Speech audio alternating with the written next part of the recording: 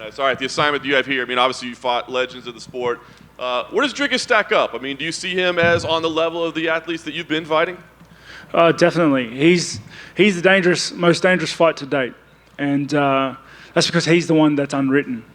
You know, everything in hindsight's easy, right? But yeah, he's the unknown. And I understand the dangers that he presents because not only is he well-rounded and an athlete, and physically he's a big guy. He's not a small fella. He has nothing to lose. Everyone's already washed him. He's the underdog in this fight. And tell me something more dangerous than a man with nothing to lose, everything to gain. And to show respect for that level of danger that he's brought. I have trained like a madman for the last 14 weeks. And may the best man win. He's going to get the best version of myself come the weekend. Talk about the challenge you have here in Rob. Obviously, a guy that's been around at the top level of the game for a long time. I mean, is this the most difficult opponent you faced to date, and how difficult was it preparing for him? Yes, most certainly the best opponent I've faced in my whole career. But I can say the same to him. He is an incredible fighter, and people would say, where do you see holes in his game? And to see a hole in a game of somebody like Whittaker is extremely hard. And I don't think that's the way to go. I'm not looking for holes in his game. I'm looking to force mistakes and capitalizing on those. And that's exactly what I'm going to do when I go out there, is enforce my style. And Whittaker, shot for shot, he's extremely fast and he's very calculated. And when he gets his style going, when he's in his comfort zone, he's very dangerous. And to make sure he doesn't get to that comfort zone, making sure I'm taking him out of that comfort zone into my world where it's a dark place and I feel at home. Is it difficult for you to accept assignments like that? Because like you said, I mean, he's got everything to gain, nothing to lose. I mean, when you would figure out the other side of that equation, is it difficult for you to step into fights like that, given all that you've already done in your career? Mate, that's the business. If you're not up and coming, you're stopping the up and comers, aren't you? So, it's just part of the gig.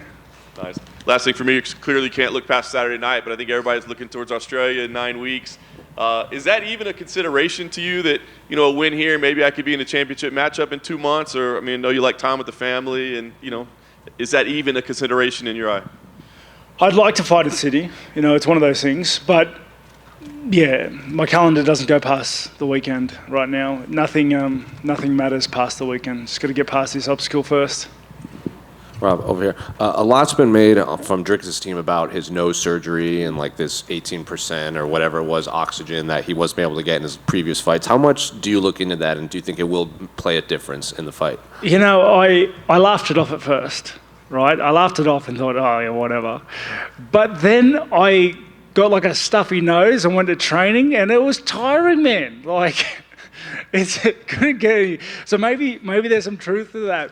Regardless, I didn't train the last 14 weeks for one round. I didn't train not to expect him to come out like a racehorse.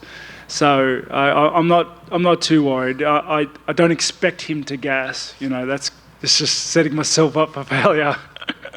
And I feel like in entering his most recent fights, a lot of people expect his opponent to kind of use Dricus as the launching pads, like they're writing Dricus off before, and he just keeps proving people wrong.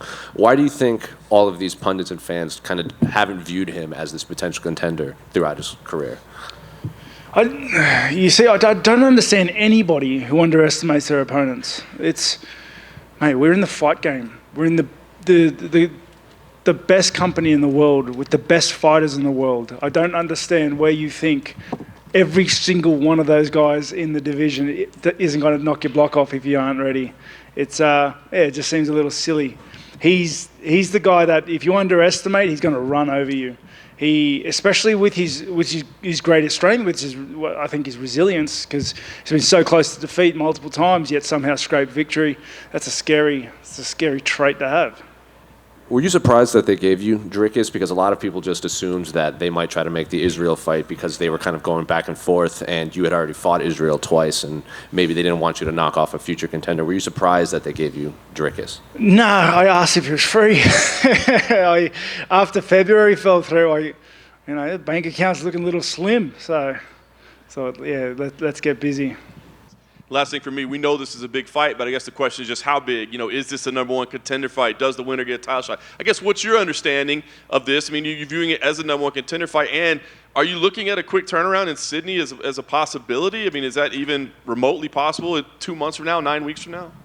Well, up until this point, I've been this past 7 months, I think this is my third fight in 7 months. So I've been turning around and getting these fights in to climb this ladder. And if I'm physically capable, if there's no problem for me to start my fight camp and be ready for that title fight, no problem at all. I'll be ready. And but not even considering that when I get into the cage with Robert Whittaker, I'm willing to take a limb off and this be the last fight of my life to beat Robert Whittaker with that piece of limb. I'm not even thinking about this title fight right now. I'm thinking about Robert Whittaker. And, I mean, I guess they'll decide if I'm number one contender or not. Dricus, over here. Kind of going off of that, like, say you are in a war with Rob and you're too banged up to have a quick turnaround to Sydney. Is the fact that Israel keeps bringing you up, like he seems to want to fight you. So say Israel fights someone like Sean Strickland in Sydney and wins, like you're still most likely going to get that Israel fight even if you can't fight in Sydney. Is that in the back of your mind too? Like just you got to beat Rob no matter what, right?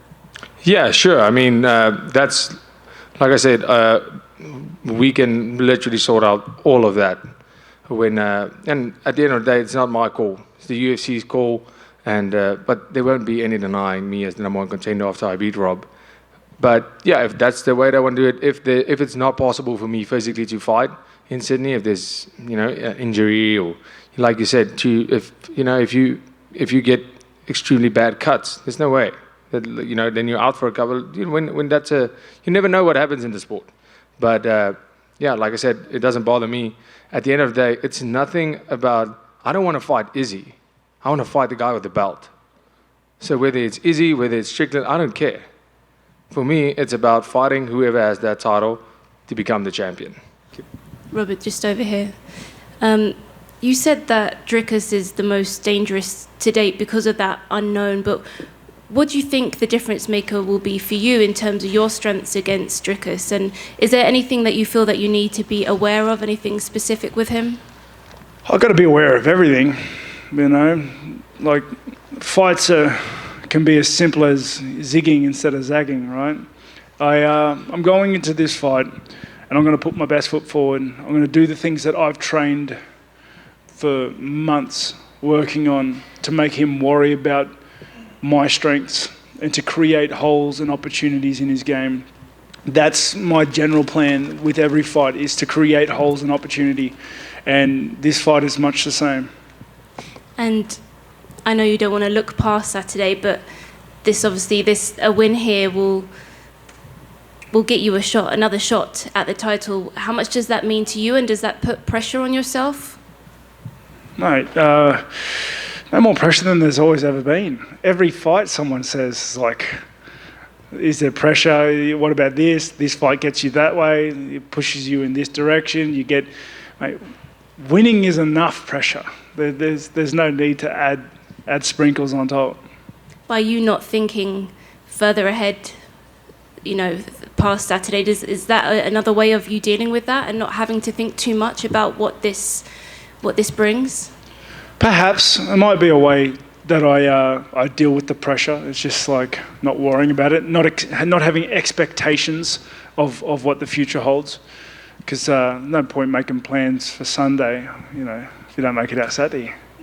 Rob was in here earlier, and he actually labeled you as the most dangerous fight for him because he viewed you as a fighter with nothing to lose, and he said there's nothing more dangerous than fighting someone with nothing to lose. I'm curious if you view yourself in that same way. Yeah, I don't know what he means. I have everything to lose. What do you mean? I've built up this record. I'm fighting for number one, to be number one in the world, to be the champion, the world champion. What does he mean? Of course I have something to lose. I have everything to lose. I'm here to win. I'm here to be the UFC middleweight champion of the world, and I have to get through Robert Whittaker, which is a very, very tall order. But I'm prepared to do whatever it takes to beat Robert Whittaker and get my shot at fighting for that title. But nothing to lose, that makes no sense. Robert Whittaker is an extremely tough guy to finish. We've seen, I think the only guy to knock him out at middleweight was Adesanya. You're used to finishing your opponents. Does that change the game plan at all, just with how durable he is?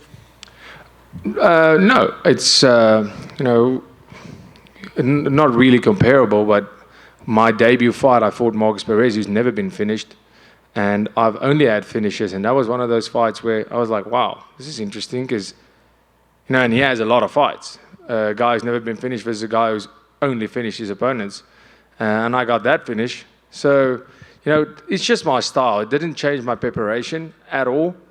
I'm going out there, and if I can't finish Robert Whittaker, it's going to be a fight like Brad Tavares.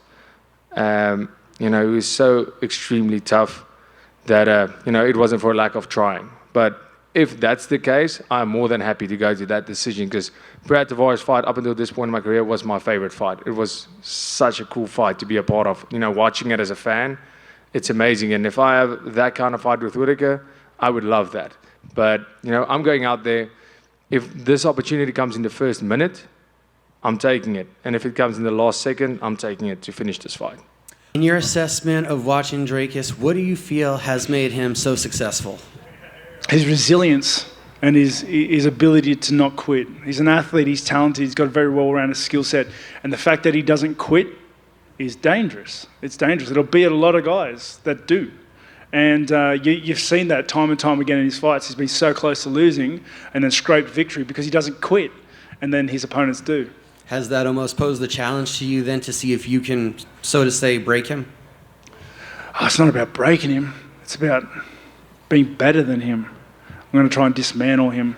I'm going to try and create holes and opportunity that I can exploit to take the win. And like you said, he's been at the very top for such a long time. What do you think makes him so dangerous? What do you think it is?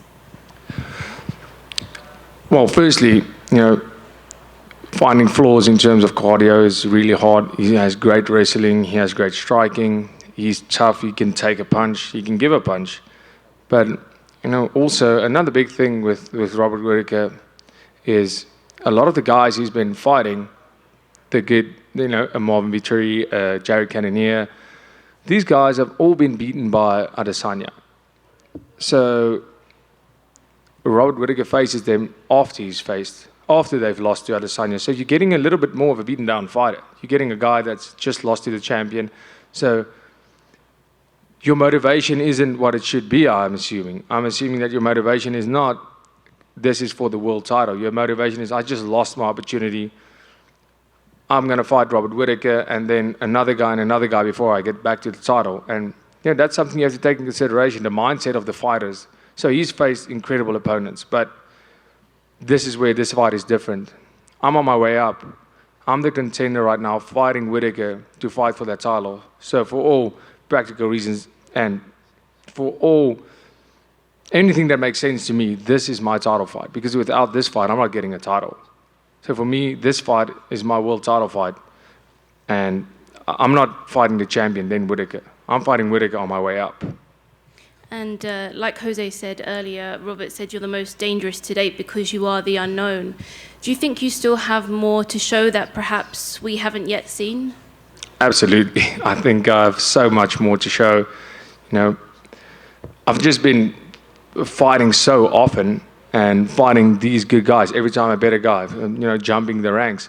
And every time I feel better in there, every time I feel more comfortable, and I'm getting acclimated with the stage, getting acclimated with the massive names that I'm fighting, the crowds, everything. I'm getting better every time, and there's so much more, so much more to my skill set that I can show. But with Whittaker, he's a prime example of a guy that utilizes all of his weapons, and he does it incredibly well. And what's gonna be needed from me to put on the performance that I know I can with this and to finish Robert Whittaker is going to be the best version, and every single part of my game is going to be needed from me to do that, to finish Robert Whittaker and do it in spectacular fashion. It's going to need my best striking, my best grappling, my best wrestling, and definitely my best performance to date.